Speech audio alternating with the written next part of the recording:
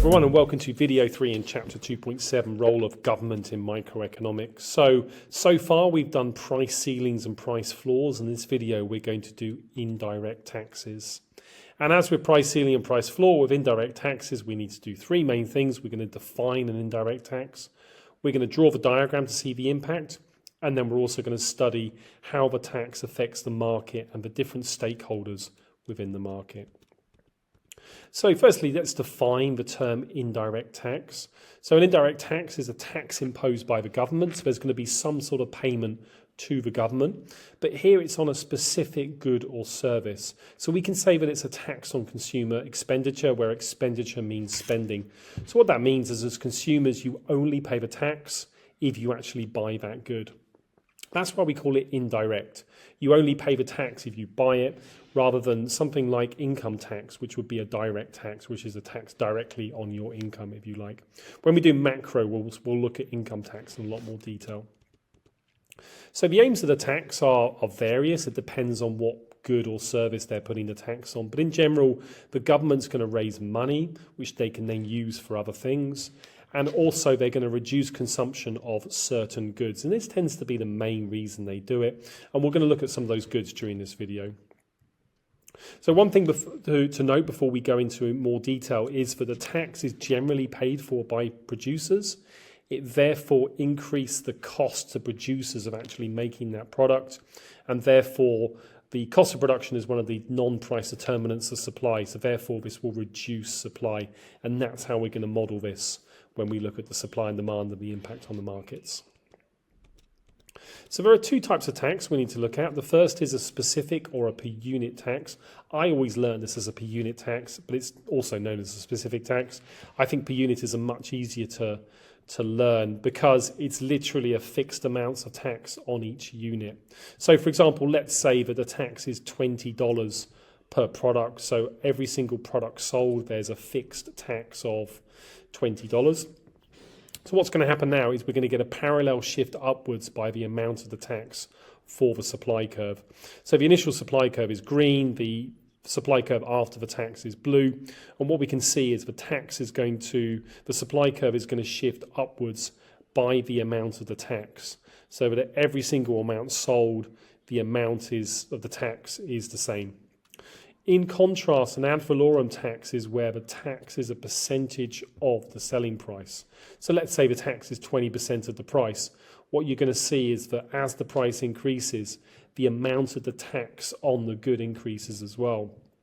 So the new supply curve will look like this, where it kind of pivots inwards, if you like. So at a price of 20 here, you can see that the tax is going to be this amount. And as the price increases, the amount of the tax is going to increase. So hence the distance between the two supply curves will increase as the price increases. So what we're going to do now is look at the impact of the indirect tax on different stakeholders. What we are going to do is assume a specific or a per unit tax. So in all these diagrams, we're going to get a parallel shift upwards of the supply curve. It makes the analysis easier. We could do an ad valorem tax, but it's just a bit easier to do the diagrams if you use a per unit tax. So again, the indirect tax causes supply to decrease, and we're going to see the supply curve shifts vertically upwards by the amount of the tax. So the first stakeholder is consumers, and what we're going to see is that consumers are going to be worse off because they pay more per product and they buy less. So if we look at the new equilibrium and the initial equilibrium, the market starts here with price P1 and equilibrium quantity Q1, and then after the inward shift in the supply curve, it's going to move to price P2 and equilibrium quantity Q2. So for consumers, the price increases from P1 to P2, and the equilibrium quantity that they end up buying decreases from Q1 to Q2.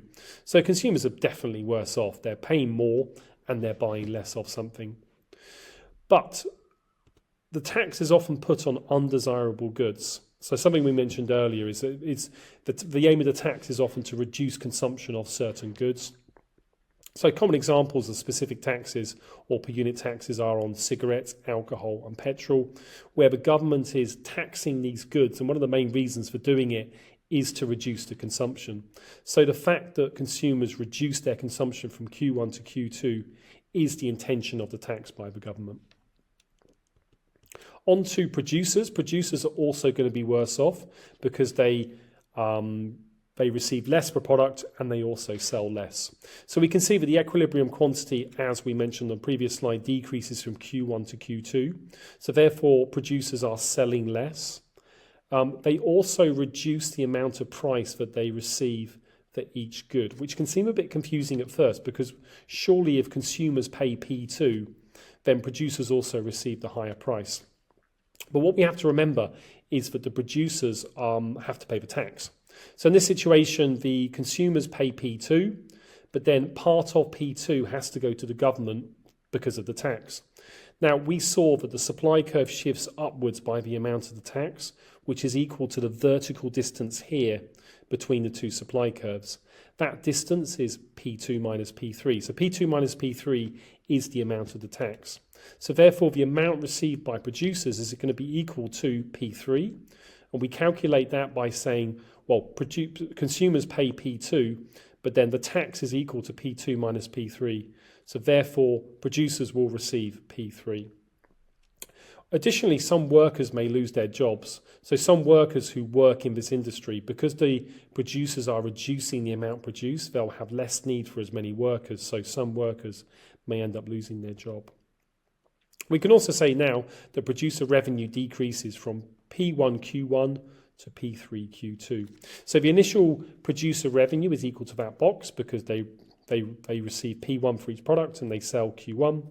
And then after the tax, they now only receive P3 and they sell P2.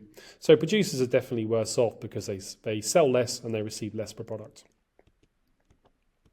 On to the government. The government is now going to collect a tax revenue. So the equilibrium quantity is Q2 and the amount of the tax, like we said on the previous slide, is equal to P2 minus P3. So therefore we can say that the tax revenue is equal to this box here, which is equal to P2 minus P3, the amount of the tax for one, and then they're selling Q2 in this market. So therefore the government collects all of this tax revenue. So we assume the good is undesirable, like we assumed earlier. What this does for the government is, number one, it reduces the quantity consumed of the good, which is what the government's trying to achieve. And additionally, the government collects a tax revenue. So there's kind of like two positives here for the government. On the other hand, we may create a welfare loss. So in this situation,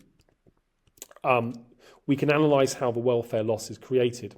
So at the new equilibrium of Q2, where consumers pay P2, the consumer surplus is now going to be A, the producer surplus is B, and then C is equal to the tax revenue. Now the government collects this and then they can use that in other parts of society. So we don't lose C. However, we do lose D. If you compare the community surplus at P1 Q1, then it's going to be all of these four areas added together. But after the tax, we lose this area D, which is equal to the red triangle. However, and this is a big however, this is assuming that the initial quantity Q1 is the socially optimal level of production.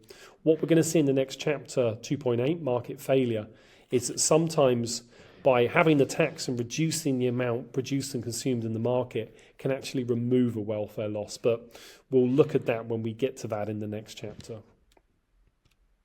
So just summarising what the key impacts of the tax are. Consumers have very few positive impacts to the tax, but generally they buy less and they pay a higher price. One could argue that if this tax is imposed on things like cigarettes, then one of the positives is that some consumers will actually stop consuming. So there would be a beneficial impact on their health there. But purely from an economic point of view, they pay a higher price and they buy less. Producers have a decrease in revenue that we saw. For the government, they collect a tax revenue and then they can use that tax revenue to spend on other parts of society. And they also get to reduce the consumption of these undesirable goods. However, there is a welfare loss created, assuming that the initial quantity is not the socially optimal quantity like we talked about. Okay, one more thing to look at is how does elasticity affect the burden on consumers and producers? So if we have price inelastic demand, we can see that we're going to have a relatively steeper demand curve like this diagram here. And now in this situation, we're going to have a small decrease in the quantity demanded. So with the price inelastic demand, then consumers are not going to be very sensitive to changes in price. So what you can see is we have a relatively small decrease in the quantity of consumption. And also now the consumers are going to pay more of the tax because the amount that consumers pay goes from P1 up to P2. And producers, they pay less of the tax because the amount they receive goes down from P1 to P3. Now, this makes sense if you think about it, because the more inelastic the product is, then the less sensitive consumers are to increases in price. And what that means is that producers can pass more of the tax on to consumers and have to pay less of it themselves. If we contrast this to price elastic demand, we're going to get a relatively large decrease in quantity because consumers are more sensitive to increases in price. So therefore, consumers pay less of the tax. Just move my head. Consumers pay less of the tax because the price consumers pay only goes up from P1 to P2, and producers pay more of the tax because the amount they receive goes down from P1 down to P3. And again, because consumers are more sensitive to price increases, then producers are less able to pass the tax on to consumers. So in terms of the reasons for government intervention, the tax earns government revenue, they can change the level of production and consumption, and it also corrects market failure. Now you might be thinking, what is market failure? That is the next chapter, so I'm not going to talk about that now. All right, that's indirect taxes done. In the next video, we will do subsidies. I'll see you then.